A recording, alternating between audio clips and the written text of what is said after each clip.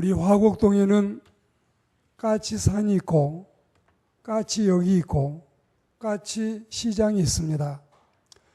여기에는 3대 명물이 있어서 첫째는 이 드라마의 배경 무대로 등장하게 되고, 또 지금은 그렇게 명예롭지는 않지만 대통령이 시장을 방문을 해서 또 작은 식당에서 식사를 해서 그것도 우리 주민들은 자랑스럽게 생각을 했습니다. 그리고 또 한 가지는 이 서울 시내에 지하철을 타기 위해서 지상에서부터 줄을 서는 그 역은 우리 까치역밖에 없다. 그래서 오늘 우리는 까치산과 까치역과 까치시장을 끼고 사는데, 이런 이 까치 이름을 가지고 있는 데에 참 우리가 애정을 가지고 사랑을 가지고 살아가야 되겠습니다. 장을 보러 가는 여인을 쫓아갔더니 제가 좋아하는 콜라비를 사는 모습이었습니다. 콜라비를 몇 개를 사는데 이 큰 거는 2,000원이고 중간치는 1,500원이고 더 적은 거는 1,000원씩 파는데, 조금 지나가서 고기집에 가서 고기를 한 근을 사는데 아마도 고기를 즐겨하지 않는 여인이 자기 남편을 위해서 이 고기를 사는성 싶었습니다. 고기 한 근에 불과 한 6,000원 갈 수 있는 이런 가격인데 왜 제가 이 말씀을 드릴까요? 그런데 이 콜라비를 먼저 소개하겠어요. 콜라비는 사람의 몸에 11가지가 좋고 한 가지가 주의사항이 있다. 한 가지는 갑상선이 있는 분은 안 잡수는 게 좋고, 그리고 11가지는 다 좋다는데 독일 사람들이, 영리한 독일 사람들이 이 양배추와 무를 합성을 시켜가지고 콜라비를 만들었다고 합니다. 꼭 그 어려웠던 시절에 배추 뿌리를 깎아서 먹는 것처럼 맛있는 콜라비를 이렇게 우리가 구입해서 또 먹을 수가 있고, 그런데 콜라비를 2,000원짜리, 1,500원짜리, 1,000원짜리를 어느 데에 가니까 1,000원에 3개씩을 판다. 여러분이 이런 소식을 들으면 가만히 있을까요? 그리고 삼겹살 데이라 해가지고 6,000원짜리 삼겹살을 3근에 6,000원씩 준다. 그럼 여러분들이 이걸 알려야지. 이거 그냥 나만 알고 있으면 안 되지. 이런 생각을 하게 될 겁니다. 제가 지금 무슨 이야기를 하고 싶어서 이 말씀을 여러분에게 드릴까요? 자동차를 운전하는 운전수들끼리도 이렇게 상대방의 교차에서 운전을 오고 가고 하잖아요. 그러면 저쪽 쪽에서 오고 있는 분들이 가고 있는 우리를 보고 신호를 보내는 거예요. 조금만 가면은 경찰이 순찰을 하고 있으니까 안전운전을 하시오. 그리고 아침에 날이 환하게 밝아서 아무 근심 걱정 없이 비 올 생각도 안 하고 출근하려고 하는데 아나운서가 말하기를 오늘은 우산을 챙기셔요. 지금은 날씨가 괜찮지만 이제 점심을 먹고 나면 갑자기 하늘이 어두워지고 소낙비가 내리고 퇴근길에는 우산이 없으면 굉장히 낭패를 당하고 곤란하게 될 겁니다. 까치시장에서 싼 물건을 팔 때 또 이걸 알리고 싶은 것처럼 이 기상대 아나운서가 비가 온다는 사실을 알리고 우산을 챙기라고 하는 것처럼, 그리고 또 여러분 자동차 운전수들끼리 서로가 좋은 교감을 하고 운전하는 사람에게 도움을 주는 정보를 주는 것을 생각해 보십시오. 우리는 같이 함께 더불어 사는 이 지구촌 세상에서 서로가 좋은 일을 나누고 공유하고 배려하고 살아야 되기 때문에 하나님의 복음같이 이렇게 좋은 소식을 우리가 알고 있으면서도 이렇게 은혜로운 사실을 접하고 있으면서도 아무 말도 하지도 않으시고 나만 믿고 나만 복 다 받고 나만 천국 가면 되겠지.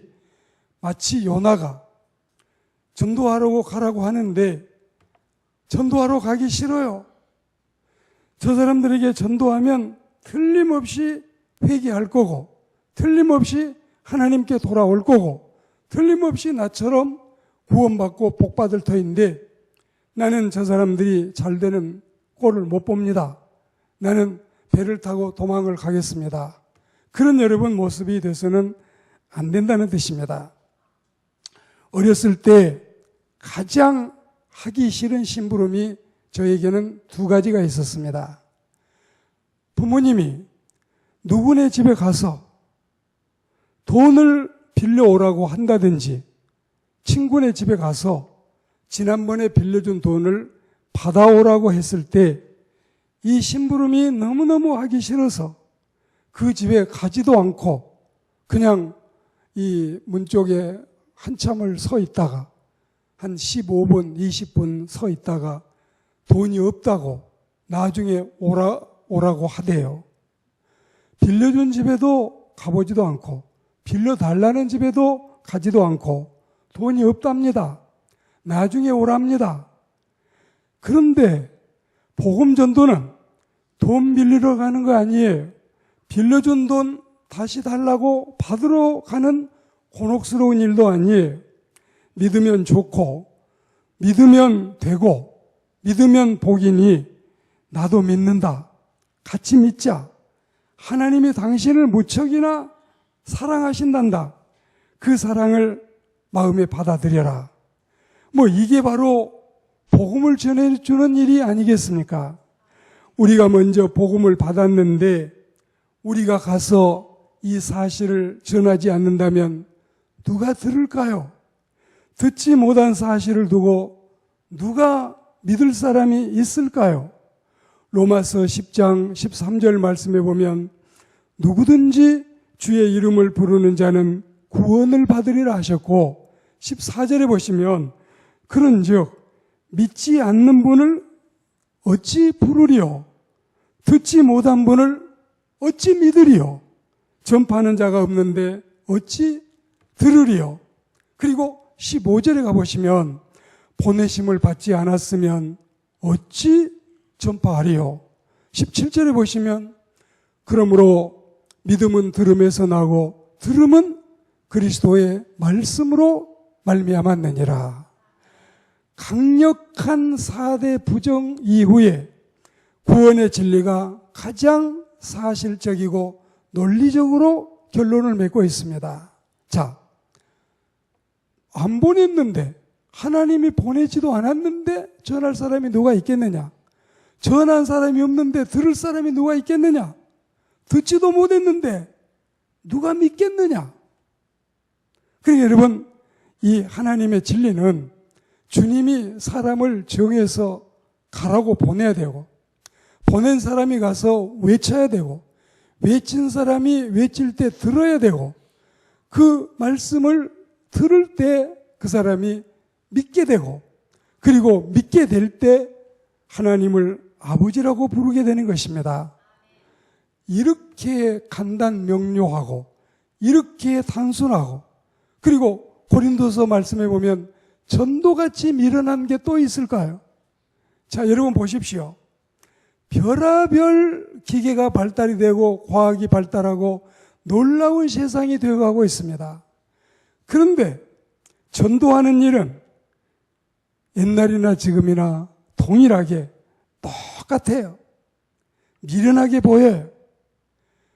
보험회사에서 전화통을 붙잡고 14명에게 이 전화를 걸어야 겨우 여러분 통화가 될까 말까 하고 한 사람 설득시켜가지고 보험에 가입시킬 수 있을까 말까는 이런 정말 여러분 사람 상대하기가 쉽지 않는데 우리가 복음을 전하는 일이 정말 옛날 시대나 지금이나 동일하고 똑같은데 이렇게 미련하게 보인 전도를 통해서 하나님은 당신이 선택한 백성을 구원하기를 좋아하신다는 이 진리 앞에 우리는 엄숙히 고개를 숙이고 감사하지 않을 수 없습니다. 그리스도인 여러분, 우리가 진짜 너무 속기도 잘 속고 남의 말에 귀도 열버가지고 어쩌면 그렇게 캐캐묵은 소식을 듣고 예수님을 우리가 믿게 됐는지 여러분이 한번 생각해 볼 수도 있겠지만 그러나 그렇지는 않을 겁니다. 우리가 다 판단해보고 생각해보고 앞뒤를 취해보고 그리고 지금까지 살아왔던 모든 인생사의 경험을 동원해서 그래 맞아. 세상에는 우리만 사는 게 아니야. 조물주가 계시고 그분이 우리를 부르신다고 하는데 우리가 그분의 부르심에 응하면 우리는 정말 인생의 대박이야. 반드시 잘 될 거야. 그리고 10,000칸 중에 9,999칸 천당이 없고 지옥도 없고 내세도 없다고 치자. 그 중에 한 칸만이라도 천당이 있고 지옥이 있다면 그러면 나는 어찌 될 건가? 믿으면 그 좋은 천당을 간다는데 믿으면 그 무서운 지옥을 안 간다는데 만약에 홀이라도 9,000칸, 9,900칸, 9,990칸, 9,999칸이 천국 없다고 치자. 지옥 없다고 치자. 한 칸이라도 있다면 나는 어찌 될 건가? 우리가 이런 일을 생각하면 예수 믿게 된 거 너무 감사하지 않으셔요? 너무 은혜스럽지 않으셔요? 여러분은 도대체 뭘 들어야, 뭘 여러분들이 이 좋은 일을 만나야 감동할까요? 진짜. 여고생들은 여고생 때 낙엽 하나만 떨어지기만 해도 까르르 하고 웃고 어찌할 줄 모르고 좋아하고 이런 이 순박한 이런 이 모습을 왜 우리는 다 잊어먹었을까요? 들어도 감동도 잘 안 되고 그 좋은 천국 이야기를 하면은 무디 선생이나 스펄전 목사님이 천국 설교를 하고 지옥 설교를 하면은 막 그냥 지옥 얘기가 나올 때는 기둥을 부여잡고 벌벌 떨고 말이죠. 학박사들이. 그리고 천국 이야기가 나오면 거의 실성한 사람처럼 좋아가지고 어쩔 줄 모르고 그 말씀에 빨려 들어가고 우리가 여러분 도대체 어떤 일에 감동하실까요? 어떤 일에 우리가 마음을 내주실까요? 예수 믿고 구원받아 죄 용서받고 하나님의 백성 되어 천국 갑시다. 이 은혜로운 진리, 이 단순한 진리, 정말 메소포타미아 문명 시대나 여러분 고조선 시대나 철기 시대나 황동기 시대나 석기 시대나 그리고 원시 시대나 그때부터 여러분 누구든지 창세기 3장 15절 말씀 이후에 믿는 자는 하나님의 백성이 되고 구원받는다는 이 단순한 진리, 이렇게 쉬운 진리, 이런 이 은총 앞에 우리가 하나님의 백성이 됐으니 이제는 우리가 나가서 전해야 되지 않겠습니까?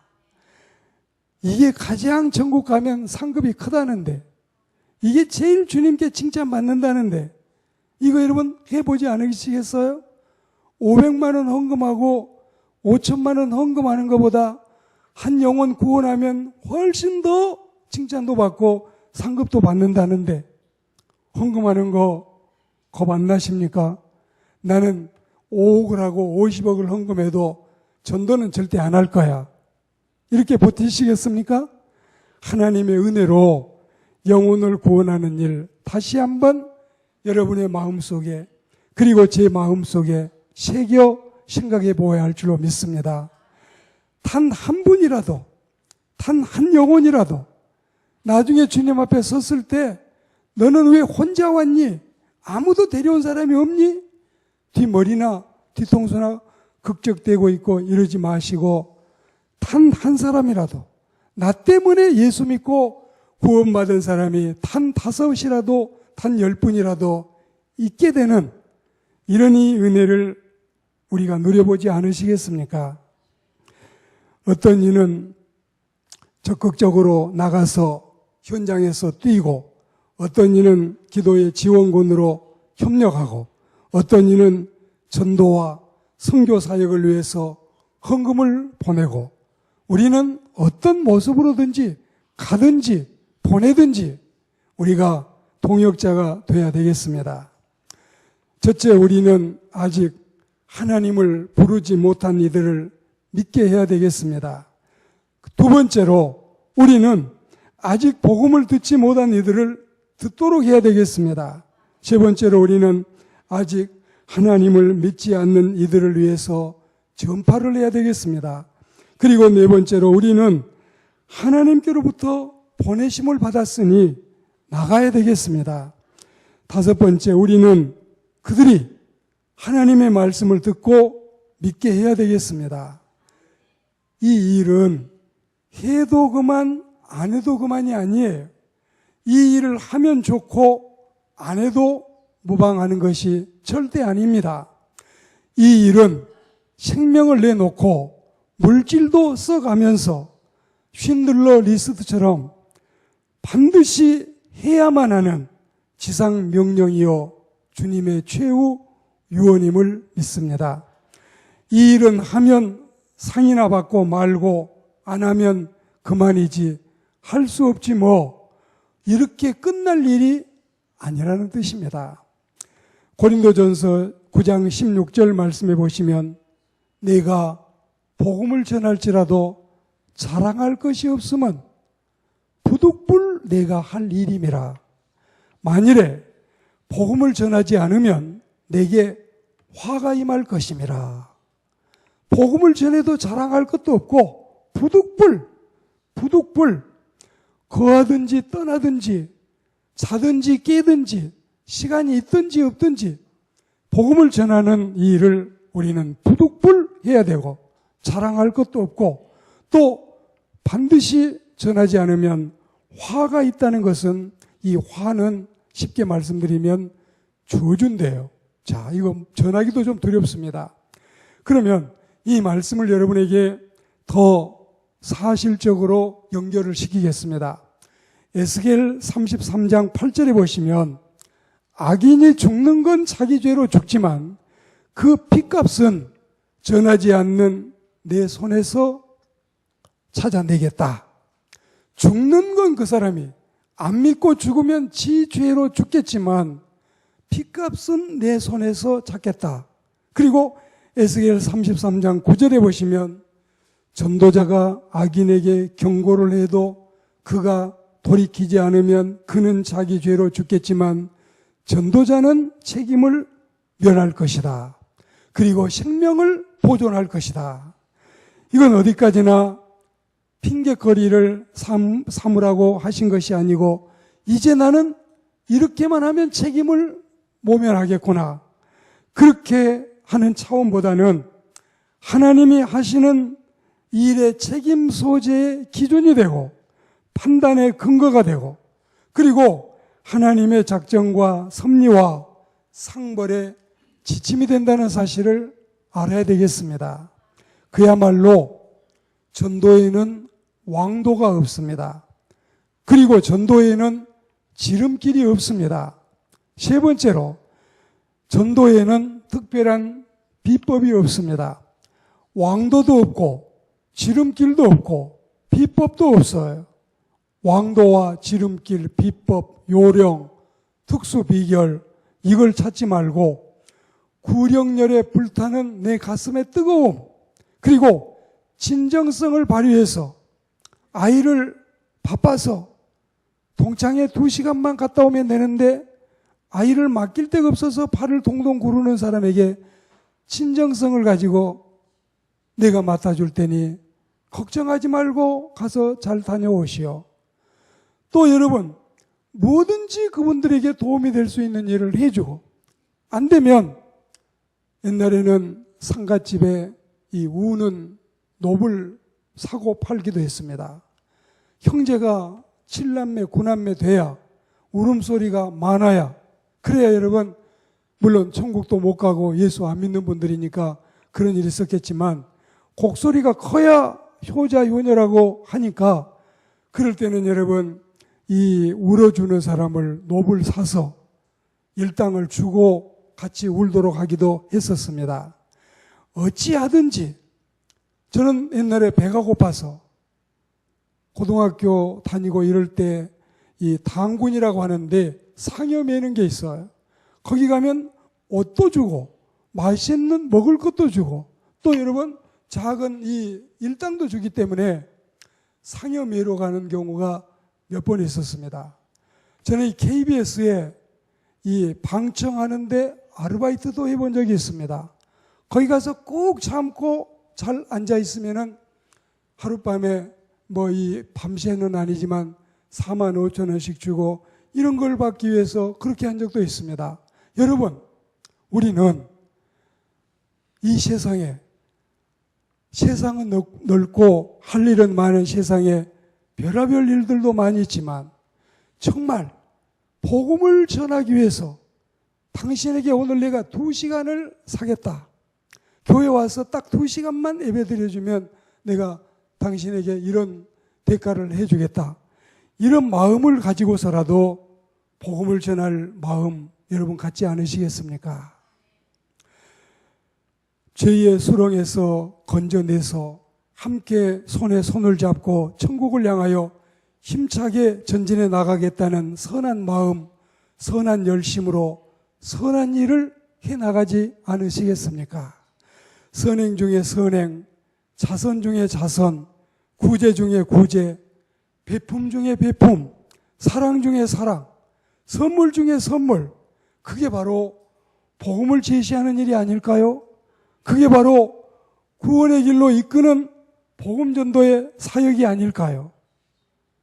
여러분, 남편이 직업도 없고 그리고 하루하루 누가 시키면은 일당으로 일해서 한 10만 원 받고 일 안 시키면은 돈 수입이 없고 이렇게 겨우겨우 살아가는 집에 아이를 낳는데 미역도 준비도 안 하고 쌀도 부족하고 배냇저고리도 없고 이런 집에 여러분 미역 갖다 주면 쌀 한 자루 갖다 주면 그리고 여러분 아이 막 낳아서 입을 이런 거 꾸며서 갖다 주면 얼마나 눈물 흘리고 좋아할까요? 사람이 돈은 이럴 때 쓰는 게 아니겠습니까? 돈이라고 하는 건 제가 유명한 이 그림을 하면서 이 명언을 남긴 게 있어요. 세상에 잘만 쓰면 돈같이 좋은 게 없고 세상에 잘못 쓰면 돈같이 추한 것도 없어요. 돈같이 나쁜 것도 없어요.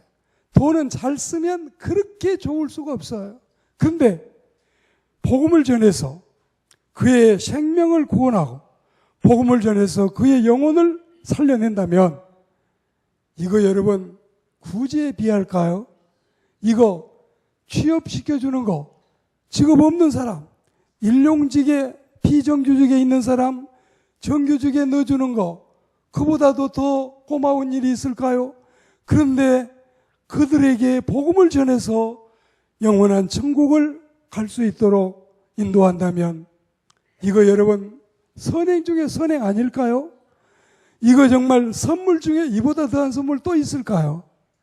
그런데 이거는 미천이 안 들잖아요. 미천이. 여러분의 지갑 열지 않아도 때로는 열 때도 있지만 여러분의 사랑이 그만큼 복음 전하는데 필요함을 믿습니다.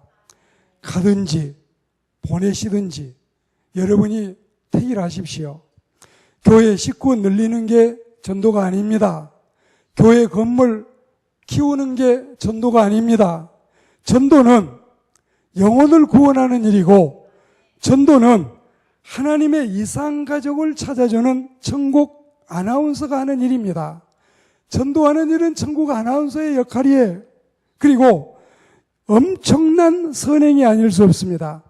많이 하지 못한다 해도 한 영혼이라도 단 한 영혼이라도 여러분 때문에, 나 때문에 예수 믿고 구원받는 사람이 생긴다면 얼마나 우리 주님이 기뻐하실까요?